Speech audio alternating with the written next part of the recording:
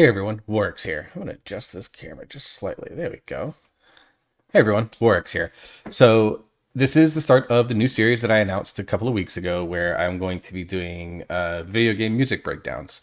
So this is kind of merging both the kind of the reaction side of my channel, where I react to voice play, the bass gang, Jeff Castellucci, those guys, and I do like to do musical analysis on a cappella songs with my passion for video games and music soundtracks in video games.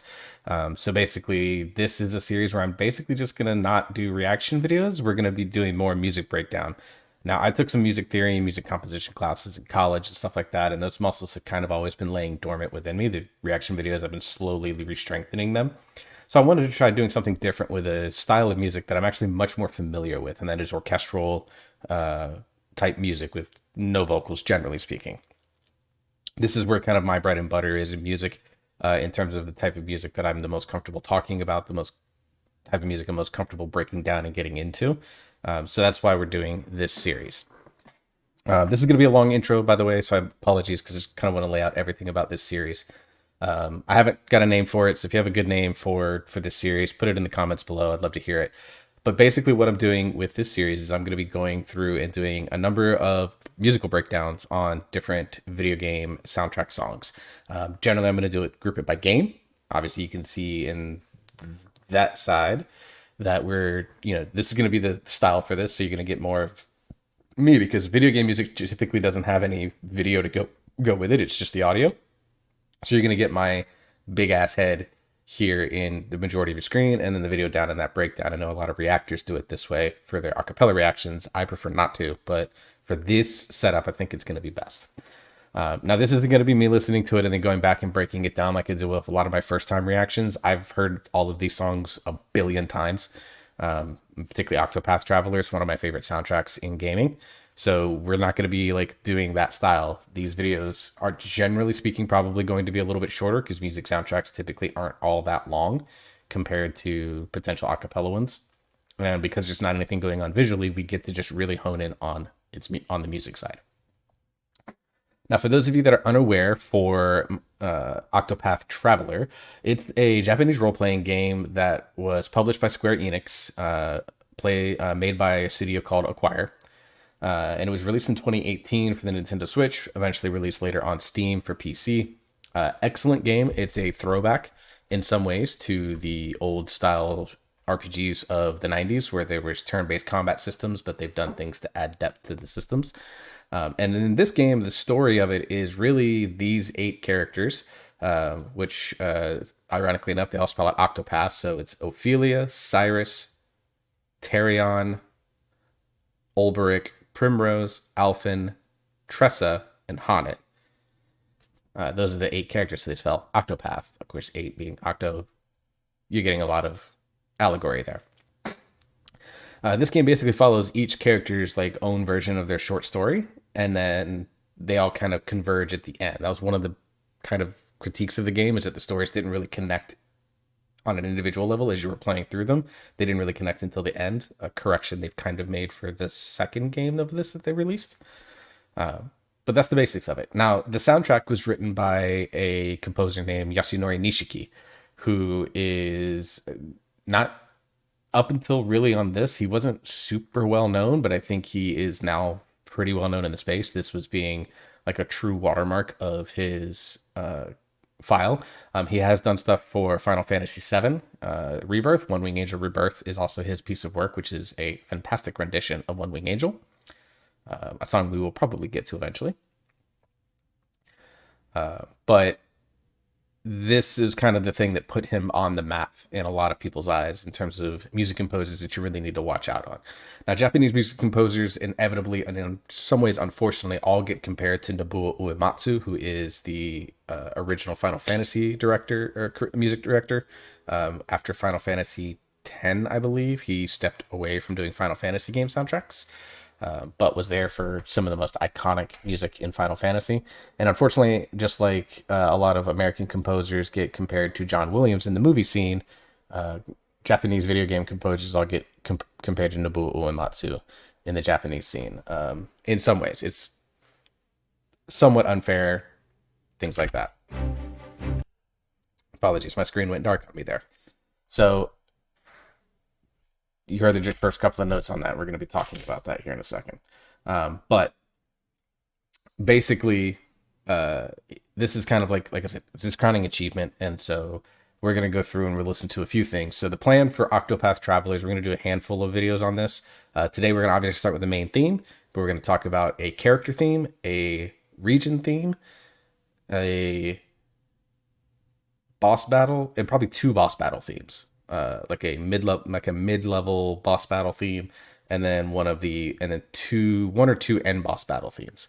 So we have a lot of battle themes that we're going to cover because I think they're fantastic. So we're going to go probably do 5 videos or so on Octopath Traveler before I move on to the next game, which will likely either be a Final Fantasy game, the Mass Effect series, or obviously World of Warcraft is always going to be on the list because I still make a ton of videos about World of Warcraft. So apologies for the very long introduction. In the future, these will be shorter. One last thing to mention before we go on into the actual meat of this video. Future videos of this are going to be exclusive first to my Patreon. I'll link it in the description below.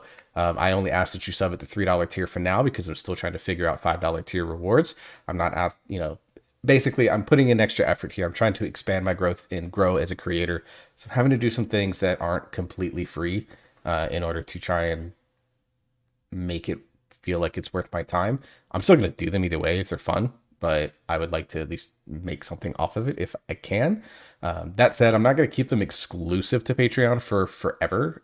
Probably 30 days or so after they've been on the Patreon, I'll move these and release them eventually on YouTube. So if you're willing to wait, you can. But if you want to try to get in early and see the work early, then you're going to be able to get that access through my Patreon link linked in the description below. So without further ado, let's get into the Octopath Traveler main theme here.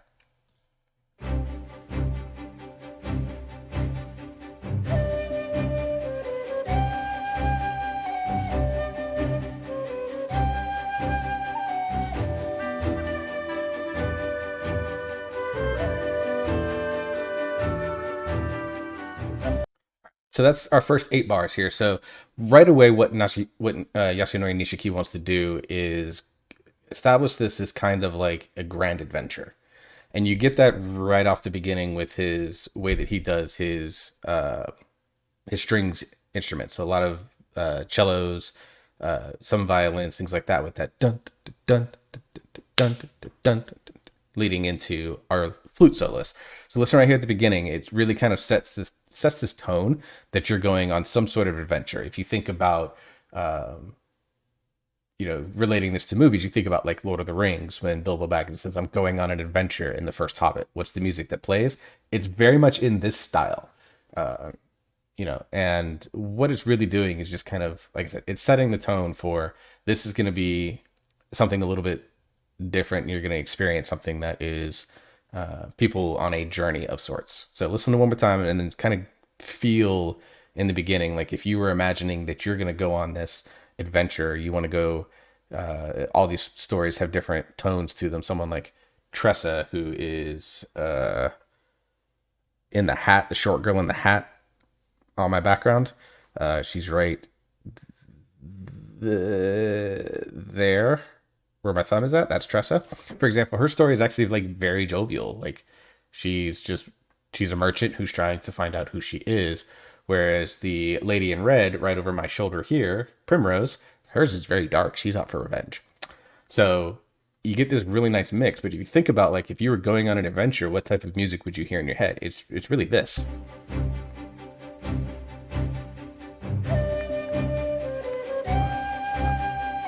And we're getting that dun dun So 1 4 1 4. It doesn't. So you're getting that almost like that upbeat, kind of feel going, and then we get into the flute solo here. And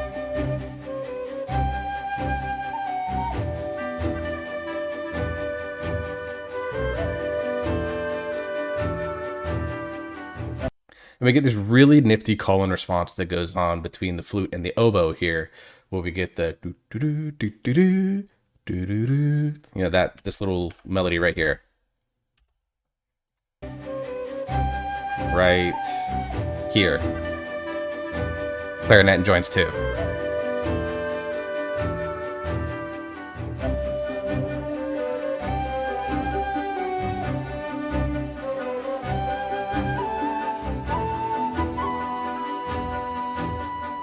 You hear it now, we get a French horn added in. You hear it, it's very subtle, where the flute continues the main melody, that but in the background you hear a French horn 1 or 2 beats later doing the exact same melody.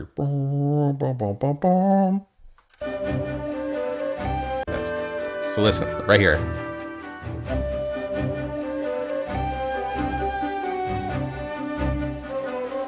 And then they meet on that second or third bar.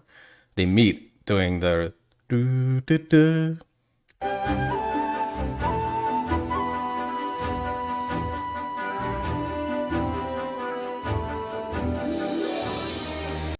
So we end. This is kind of like the section A of this song. Typically, most instrumental pieces of music are broken down into sections A, B, C, sometimes D, depending on how long the piece is. So this is kind of like the end of section A, where you get a lot of establishing instruments. Obviously, we're getting our strings, we've got our cello, we've our violins, we've got our flute solo, we've got our clarinetists, we've got our oboes, we've got our French horn, we got a little bit of trumpet that you heard in there too. And then, of course, with some percussion instrument in the background, tambourine being the main one there. So that kind of establishes a lot of the voices that you hear. And now we're getting into the part where it kind of shifts from being like, hey, we're going on an adventure, to now we're on the adventure. And you kind of get a vibe change that happens here with this. So really pay attention here with the vibe change. We'll listen to it for a little bit.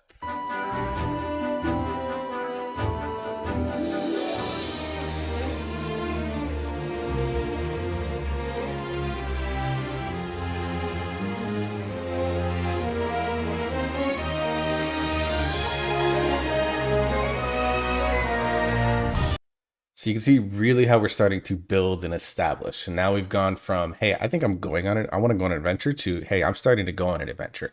We hear a couple of new instruments added in here. We get our chimes that have been added in the background for the percussion section.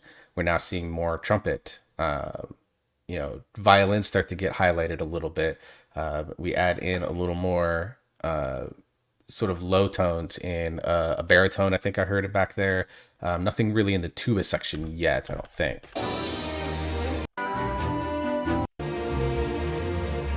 Oh yeah, dun, dun, dun, dun, dun. That's tuba, a little bit of bass guitar. It sounds like, but mostly it's tuba, low trombone, baritone sax, things like that. Then we're going to adjust here and move on into our trumpet solo.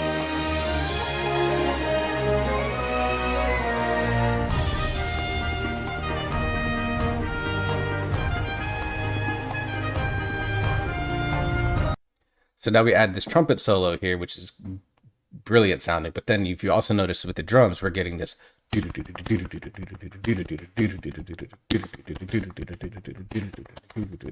something like that, which is adding that nice little, like, it continues to add that drive here. So really pay attention to what's going on, not just with the trumpet solo echoing what the flute solo did in section A. We're now seeing it in section B with the added drive of it's not really like it's not a snare drum. It's almost like a bongo, but not quite a bongo. It's like a bongo that's been silenced.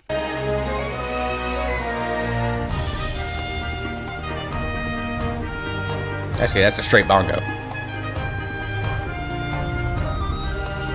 Now our flute solo comes back and we're answering the call.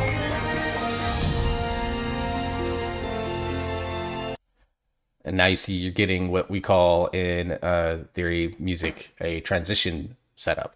So it's not a true section. It's not part of the B section, not part of the A section, but what it's designed to do, you hear this long extended chord. You see this a lot in many types of music, even a cappella groups and standard music, sort of mainline pop music, rock music. You'll see these types of transition phases.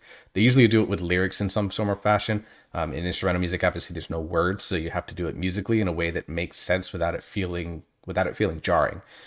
So here, what happens a lot of the times is you get these long extended notes. See, we have this something like that, and then you get ba ba, something like that. That allows the transition to go from, it kind of signals the end of the section, end of a phrase, and allows you to it's almost like you're changing subjects, but in a way that isn't like a complete non sequitur. So listen to it one more time here. Now we get a build into our C section.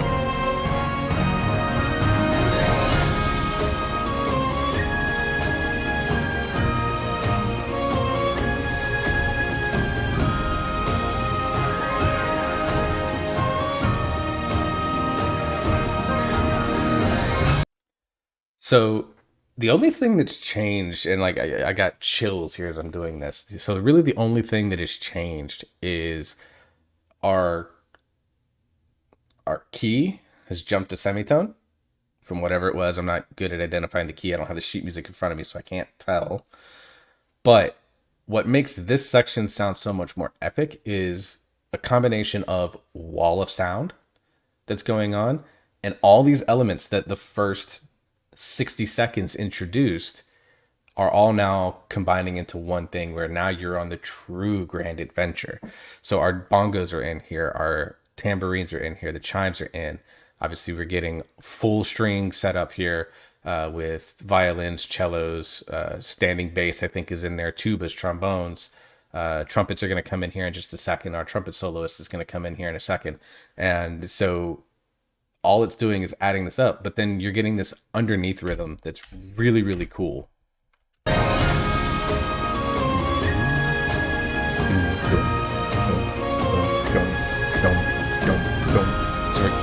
So we get that same driving rhythm, but what's going on underneath is that what's happening is that in some ways, Yasunori Nishiki is forcing you to try and feel like you're on something that is epic.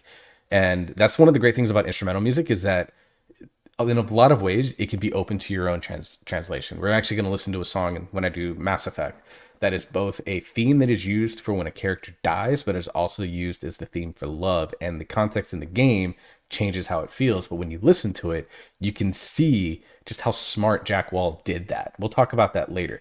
Here, it's the opposite effect. You don't get to really feel like you're getting to interpret the music. You're being told you're on a grand adventure, and a lot of it has to do with what's going on underneath. It's not the solo. Solo is basically just a repeat with a half step up of what was going on in the first 20 seconds of the song. But what's going on underneath, everything that's accompanying this melody, so the supporting parts are just, they instill into you this sense of wonder, this sense of awe. And it's really, really cool how Nishiki uses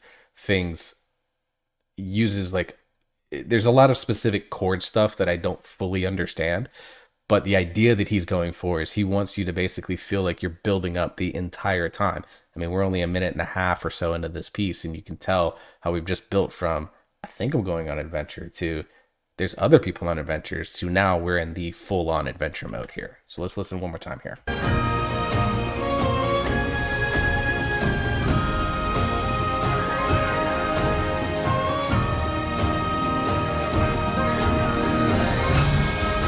Cymbals. Really love in the background there. We get that da, da, da, da, da, but then you hear da, da, da, da, da, da, da, da, something like that in the background here, right here. Listen for it.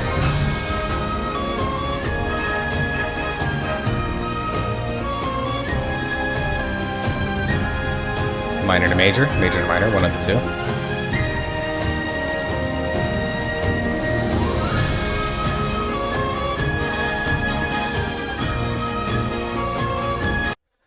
I really like what the percussion's doing here. Now we add the tambourine, that almost like that horse galloping.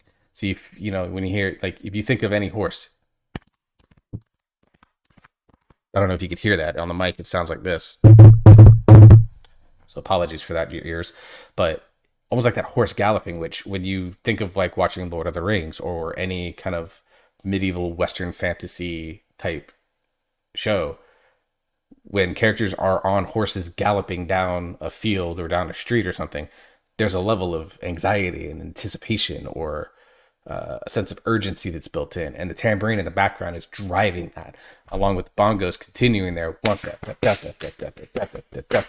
it's becoming everything in the percussion is becoming more and more and more intense. It's driving a lot of the anxiety or the anticipation or the wonder that's in this piece. And you continue to build and build and build this wall of sound through the rest of your instruments that are forcing you to almost feel overwhelmed while not feeling that way, but you feel like you're on something that's magical or epic. Very, very cool composing and arrangement. This whole piece just builds.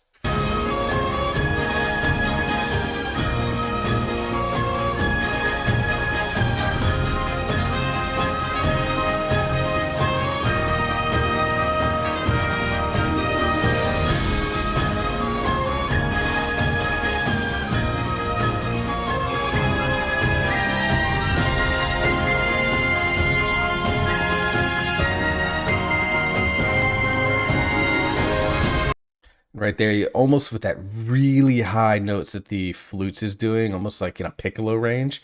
It almost feels like at this point, we're 2 minutes in, there's only about 30 seconds left. You've hit the true crescendo of the song. And now we're going to be kind of ending it out on a way that's still epic, that still fills you with anticipation and doesn't fully resolve.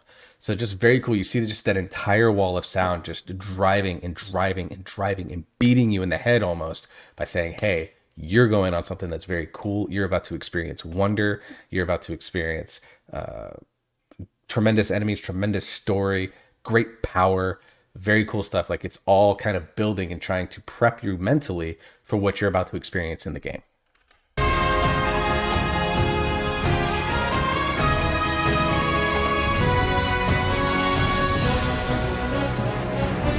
Build your anxiety. Build it. Build it.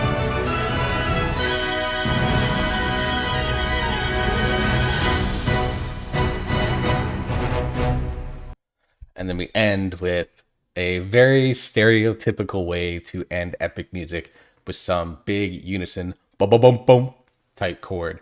Very, very good stuff. I love the opening theme of this. It's one that I will listen to anytime I can hear it.